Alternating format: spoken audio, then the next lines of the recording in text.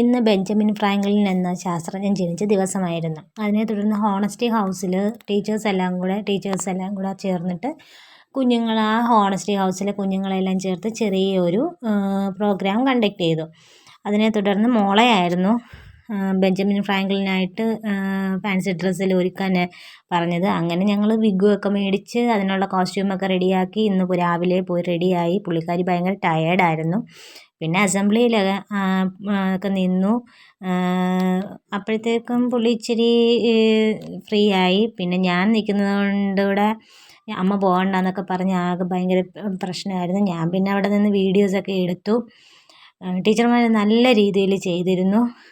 കുഞ്ഞുങ്ങളെയും കൊണ്ട് ബെഞ്ചമിൻ ഫ്രാങ്ക്ലിൻ്റെ കണ്ടുപിടുത്തങ്ങളെല്ലാം ഓരോ കുഞ്ഞുങ്ങളെയും കൊണ്ട് ചെയ്യിച്ചു. അതിനെക്കുറിച്ച് എക്സ്പ്ലെയിൻ ചെയ്യാൻ കുറേ കുഞ്ഞുങ്ങളെ പ്രാക്ടീസ് ചെയ്യിച്ചു.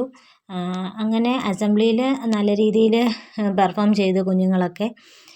ചന്തുമോനാണെങ്കിൽ ആകെ ടയേർഡായിരുന്നു. പിന്നെ ഞാനും ഏട്ടനും കൂടെ വിഗ്ഗൊക്കെ കണ്ടുപിടിക്കാനും വിഗ്ഗ് മേടിക്കാനും ഒക്കെ പോകാൻ ഒത്തിരി ഓടി.